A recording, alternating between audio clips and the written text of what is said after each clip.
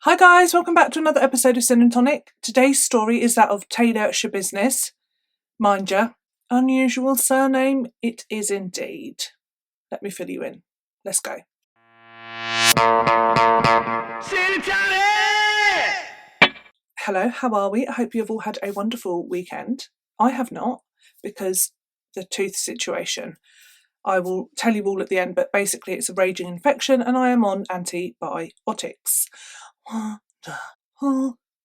they're not working, so the joys of teeth. Because these antibiotics do make me feel sick, and I have to have food at certain times so that I can take the pill when it's on an empty blah blah blah, loads of it, it's just a pain, literally, in the face. I have brought myself up a little snack, and I'm going to show you because it's delightful.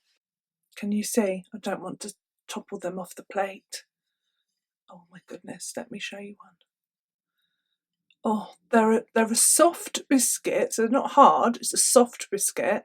Almost like they've gone off, which sounds horrible, but it's not. And then marshmallow and like a jam underneath. Oh, yes. That's all right. Oh, I'm also fresh out the shower. I'm just trying to make myself feel a little bit more human. Got snacks, got water, taken the painkillers. Let's go.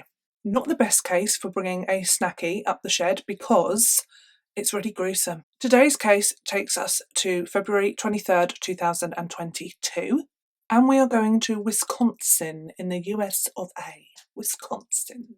Taylor Schabusiness, let's address the elephant in the room, Schabusiness. That is not her birth surname, nor is it a married name. It is a name that she chose for herself and then she legally changed her name to that. So it's a made up name. All names are made up, but you know what I mean. So she became Taylor Schabusiness in 2018. I don't get it. It just makes me think of mind your business. Your business. Taylor Schabusiness. Like, is she implying that she's the business? I don't, it's not clear enough. So she was born Taylor Honorado, say that quick, and she changed her name in 2018. However, in 2020, you won't believe this, she married somebody called Warren Schabow. Not a made-up name. Warren Schabow. What's with the Schabusiness, Schabow, Shabam? What's going on? Honestly, bizarre. Even weirder, they had a child together, they had a son, and that son, she used the surname of Coronado, Sophie, Coronado. There are too many names. Coronado. I once did a whole case where I pronounced the person's surname incorrectly. It haunts me to this day. It's so annoying. It's one of my favourite cases as well, if that, you know what I mean. Feels grim to have a favourite case. I enjoyed it was a rabbit hole of research that was enjoyable more than others. Come on, you know what I'm talking about. You know what I mean. It captured me. Coronado. So her son, she gives the surname Coronado. She never had custody of this child. Let's talk about why. Taylor's parents, she lived with her parents until she was 12, and her mother was an alcoholic, and it sounds like she just grew up with a lot of trauma that comes from being the child of an alcoholic. And then sadly, when she was 12, her mother died from alcoholism. So that was in 2009. So again, just some more trauma layered on top of an already traumatic childhood. She then moved in with her grandparents, her paternal grandparents, and she was already being treated for mental health when she was in the 7th grade. Taylor often found herself in trouble. She sadly also became addicted to drugs. And by the time she then met Warren, it was all messy. Warren himself, this is who she had the baby with. Warren was a criminal. That was his bag. He was also a drug addict. He had quite the rap sheet: armed burglary, theft, disorderly conduct, domestic abuse, drug dealing, and resisting a police officer. At the time of our case, Warren was in prison, I believe, And very recently, Taylor had been in trouble with the police. She did have a record, but very recently, just before this, she had been in trouble for eluding a police officer, obstructing a scene. So, and that had all gone to court and everything. A lot of criminal behaviour, drug taking going on. And then while Warren was in prison, Taylor was having a sexual relationship with somebody called Shad, another Sh. Apologies if I'm saying his surname incorrectly. I believe it's Thyrion. Thyrion. Thyrion. Thyrion. Thyrion. My apologies if that is incorrect.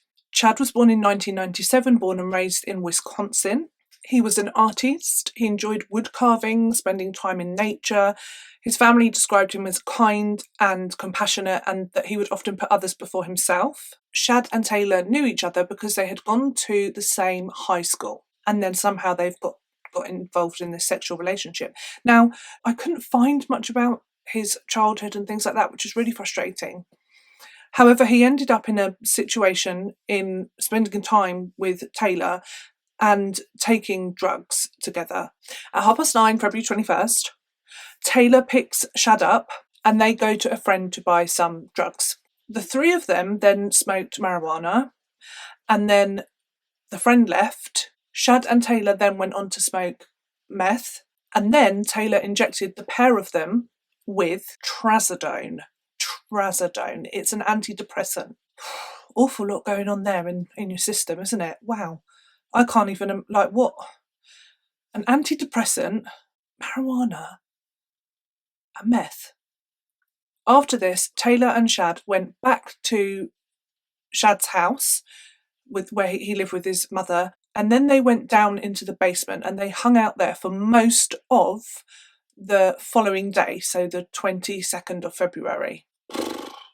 And this is where it gets, spicy is not even the word, unbelievable. Taylor would later go on to say that their sexual relationship had developed, and that they both enjoyed, developed is probably the wrong word, unfolded. And they both realised that they enjoyed asphyxiation. Shad had produced, when they were down in the basement, he produced these 2 metal chain sort of collars. She described them as sort of like a collar. This proved too much for Taylor. It was almost like too much excitement, and she described herself as going crazy. So Shad laid down on the bed face down, and then she proceeded to strangle him to death with the chain dog collar style thing. I'm just going to put a timestamp because some of the details are a little bit graphic. If that is what happened. That is his cause of death, but there is more. So I'm just going to do some timestamps throughout this in case you are feeling squeamish or you yourself are eating a snack.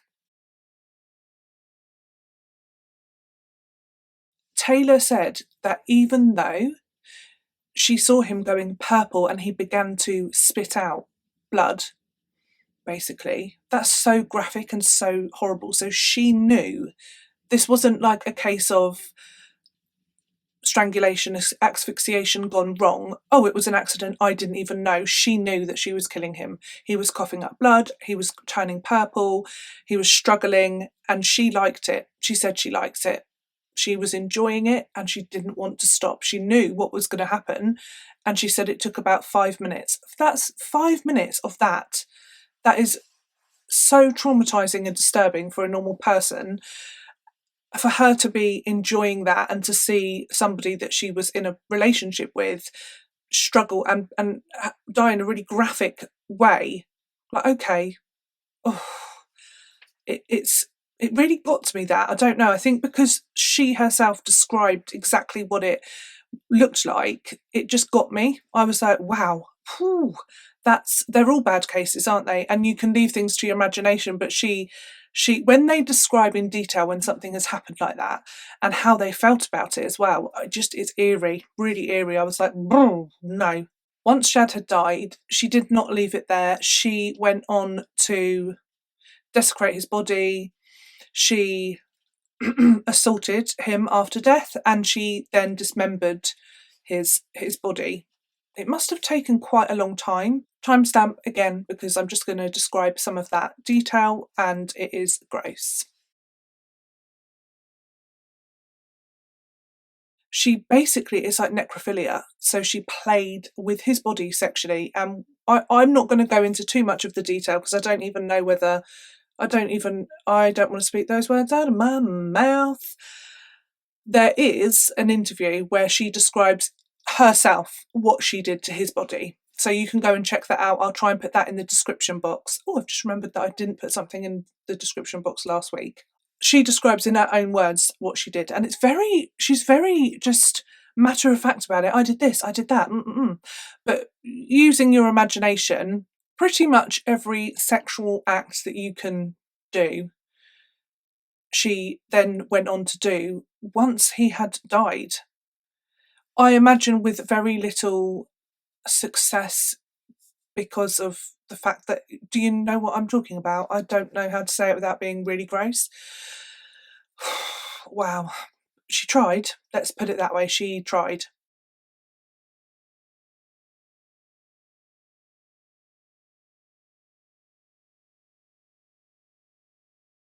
Back in the room. The plan was to take every body part with her in a van, but she got lazy. And we can't forget that she was on all of those drugs. Like, they had taken a lot of drugs. Some body parts were found in the van, some body parts were found in the basement. His head was found by his mother in a bucket in the basement. So she hadn't taken that with her. She'd used cardboard boxes, plastic containers, anything that she could to place certain different body parts in. In the early hours of the 22nd of February, Tara heard the door shut and a vehicle drive off between 2:30 and 3 in the morning. So she got up to go and investigate, and she saw that the basement light was still on. So she went down into the basement. It's just the basement of horrors. And she found there was a blood-soaked mattress. There were body parts in the basement as well.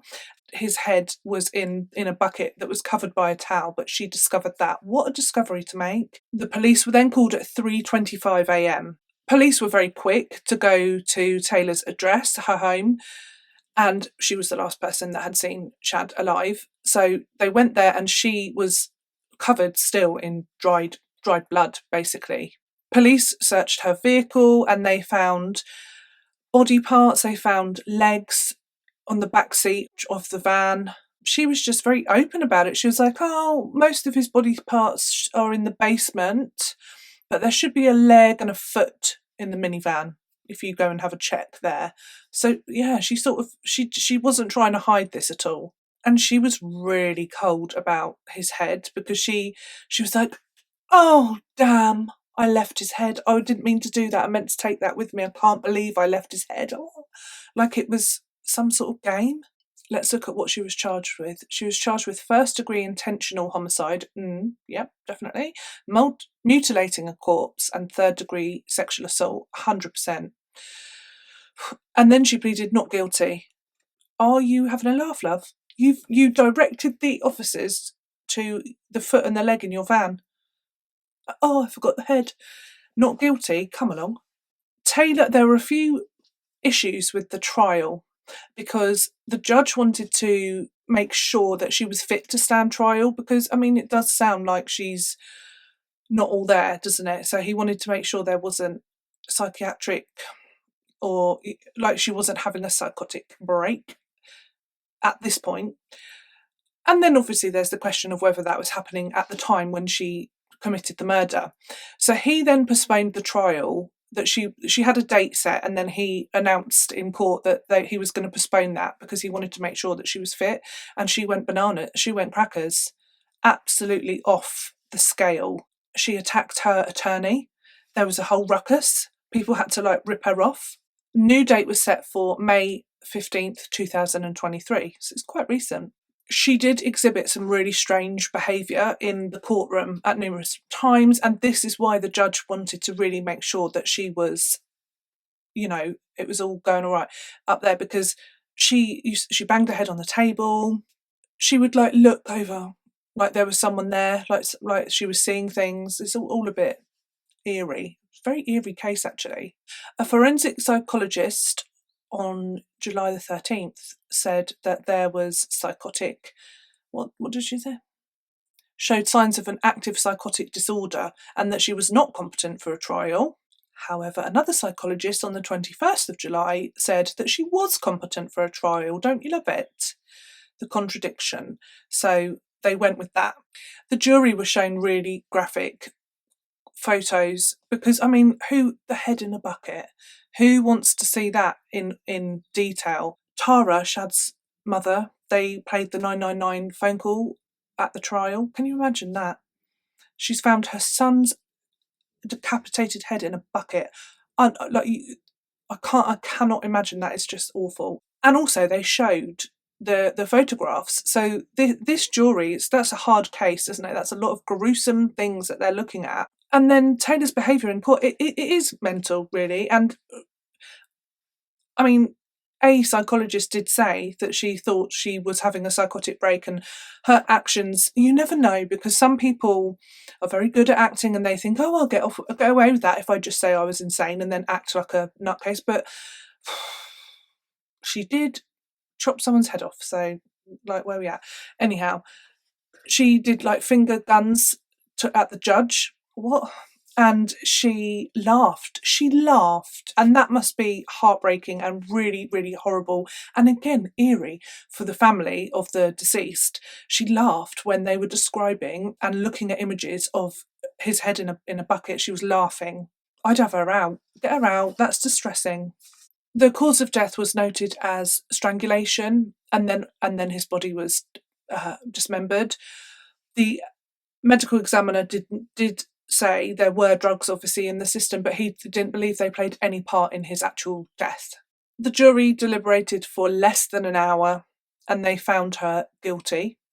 Then there was another part of the sentencing that was to determine whether she was mentally competent at the time of the murder. Ultimately, Schabusiness was sentenced to life in prison with no possibility of parole. The judge believed that she was a massive danger to society. Well done. Yes, I believe that is the case. She was given life in prison, no possibility of parole, and I like it. I find it weird when they do this, and then they go plus 10.5 years for mutilating a corpse and assaulting the body. Plus, what? So once she's been and gone, then she's got 10 more years. I just find that weird, but anyway, it's kind of validating, isn't it, to the family that she's definitely not coming out, okay? Plus, she's got 10.5 years.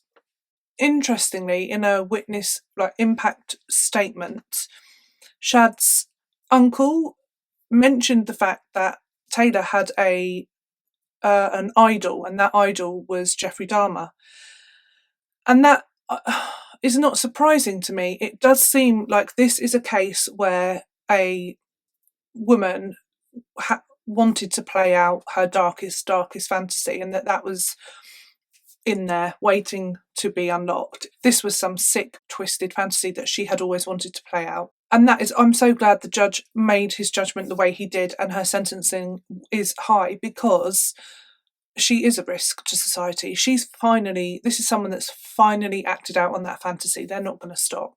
And that is all I have for you on today's wacky case.